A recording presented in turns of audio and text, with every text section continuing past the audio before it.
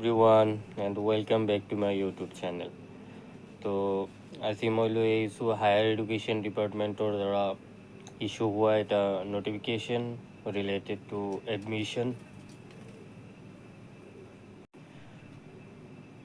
Let's go for the notice. So' বলক আমি নটিছটো চাওঁ কিহৰ ওপৰত হৈছে।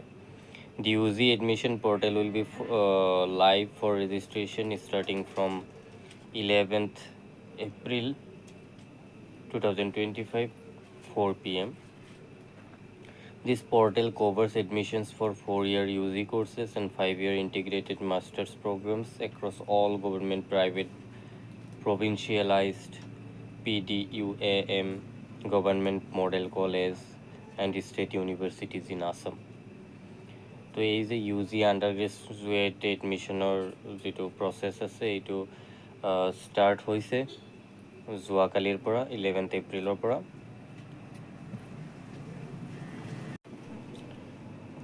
আৰু এই যে পৰ্টেলটো আছে ইউজি পৰ্টেল, চ' এই পৰ্টেলটোত admission for 4-year UG courses, 4 বছৰীয়া স্নাতক পাঠ্যক্ৰম আৰু ইণ্টিগ্ৰেটেড মাষ্টাৰ্ছ প্ৰগ্ৰেমো আছে। চ' ইয়াৰে ওপৰত নটিছটো আছিলে।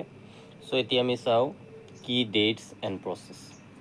Portal opens 11th April 2025 4 p.m. onwards. Registration and profile. Completion begins on 11th April 2025. Selection of institutions and programs starts after the announcement of the Class 12 SS secondary results. Institution আৰু program selection to Class 12 ৰিজাল্টৰ পিছতহে start হ'ব, এনাউন্সমেণ্টৰ পিছত। চ' তাৰপিছত চাওঁ admission process. The admission process is divided into 2 steps. Admission প্ৰচেছটো দুটা ভাগত ভাগ কৰা হৈছে। Step 1, students are required to register and complete their profiles starting from 11th April 2025 4 p.m. onwards. So 11 এপ্ৰিলৰ পৰা ৰেজিষ্ট্ৰেশ্যনটো কমপ্লিট কৰিব লাগিব। লাষ্ট ডেট এতিয়ালৈকে দিয়া নাই registration এণ্ডৰ।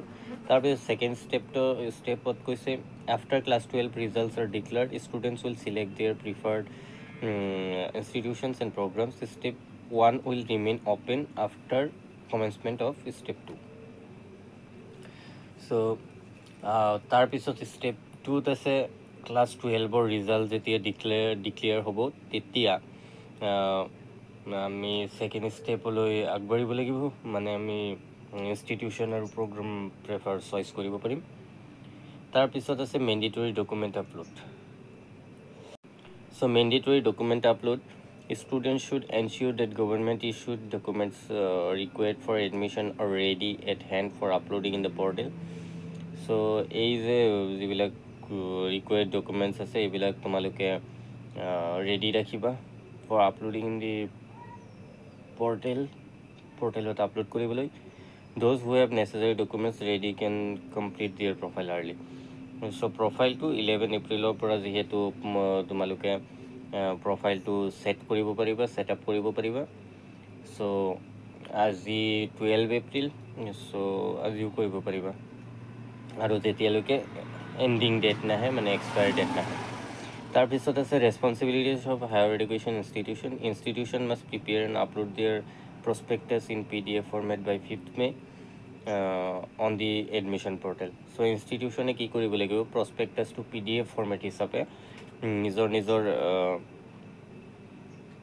Prospectus on the admission portal নিজৰ যিটো পৰ্টেল থাকে এই পৰ্টেলত আপলোড কৰিব লাগিব বাই 5th May, মানে 5 মে'ৰ ভিতৰত এই যে PDFটো আছে প্ৰস্পেক্টাছৰ PDFটো আছে এইটো এডমিশ্যন পৰ্টেলত আপলোড কৰিব লাগিব। তাৰপিছত আছে merit list must be processed within the SAMARTH Portal and uploaded on institutional website as well. So' যিটো মেৰিট লিষ্ট আছে মেৰিট লিষ্টটো স্পেচিয়েলি SAMARTH Portalত দিয়া হ'ব। আৰু তাৰপিছতে কৈছে যে ইনষ্টিটিউশ্যনেল যিবিলাক ৱেবছাইট আছে নিজৰ কলেজৰ যিবিলাক ৱেবছাইট আছে সেইবোৰতো আপলোড কৰিবলৈ নিৰ্দেশনা দিয়া হৈছে। তাৰ পিছত আছে all official admission notification will be published on the admission portal and must be shared on institutional website and social media handles of SEIS for wider dissemination.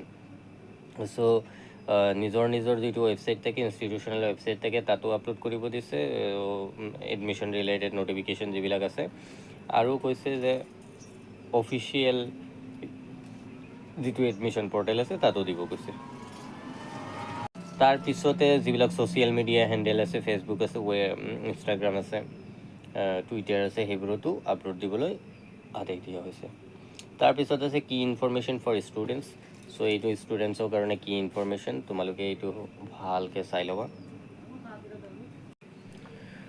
চ' পোনপ্ৰথমে আছে no' registration fees assessing prospectus on the portal or website will not require any additional fees. There is no registration fee for admission via the SAMARTH Portal and institutional websites. So prospectusটো download কৰিবলৈ আমাৰ একো ধৰণৰ টকা পইচা নালাগে এৰিৰ fees নালাগে তাৰপিছত কৈছে ৰেজিষ্ট্ৰেশ্যন ফিজো নালাগে আৰু SAMARTH পৰ্টেলৰ বা ইনষ্টিটিউচনেল ৱেবছাইটত ৰেজিষ্ট্ৰেশ্যন কৰোঁতে কোনো ধৰণৰ ফিজ নালাগে তাৰপিছত students will only pay the prescribed admission fees as per the uniform fee structure approved by the government of Assam for regular course and shall pay actual fee amount for the self-finance course as applicable. So government is যিটো ফি structure approve কৰিছে বা issue কৰিছে সেইটো ফি হিচাপে আমি admission fees বা admission ফিজটো দিব লাগিব তাৰপিছত চেল্ফ ফাইনেন্স যিবিলাক কোৰ্চ আছে যেনেকৈ চাইক'লজি আছে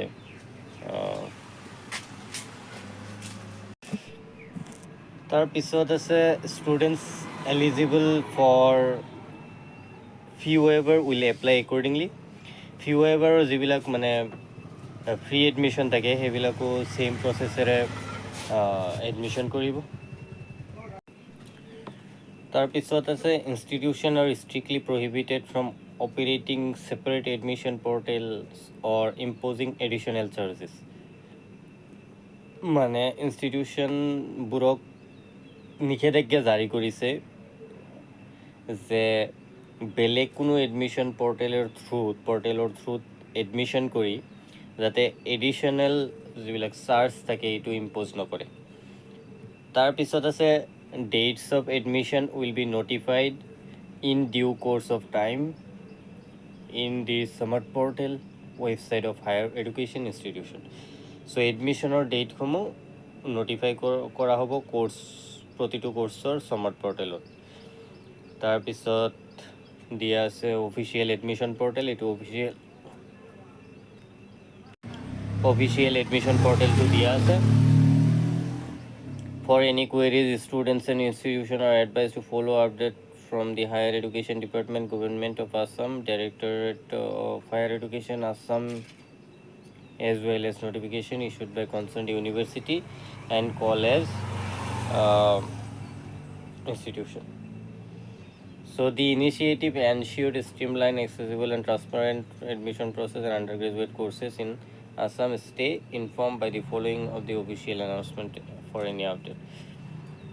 So এইটোৱে আছিলে নোটিছ এতিয়া আমি মনত ৰখা বস্তুটো হৈছে যে যিহেতু এডমিশ্যন প্ৰচেছটো বা এডমিশ্যন প্ৰচিজাৰটো দুটা ফেজত অনুষ্ঠিত হ'ব সেই গতিকে ষ্টেপ 1ত কৈছে যে complete their profile starting from 11 এপ্ৰিলৰ পৰা ষ্টুডেণ্টৰ প্ৰফাইলটো ছেট আপ কৰিব দিছে তাৰপিছত ৰিজাল্ট ডিক্লেয়াৰ হোৱাৰ পিছতহে বাকী কাম বা বাকী প্ৰচেছটো আগবঢ়াবলৈ এই নটিছটো ইছ্যু কৰা হৈছে চ' থেংক ইউ ফৰ ৱাচিং আৰু এডমিশ্যন ৰিলেটেড তথ্য জানিবলৈ এই চেনেলটো ছাবস্ক্ৰাইব কৰি ৰাখিবা and any kind of notes question answer for class 10, 11, 12 এইবোৰৰ কাৰণে আৰু কম্পিটিটিভ এক্সামৰ কাৰণে এই চেনেলটোত কানেক্টেড থাকিবা thank you again and if you like this video, give it a thumbs up and share with your friends so that they can also know about it. Thank you.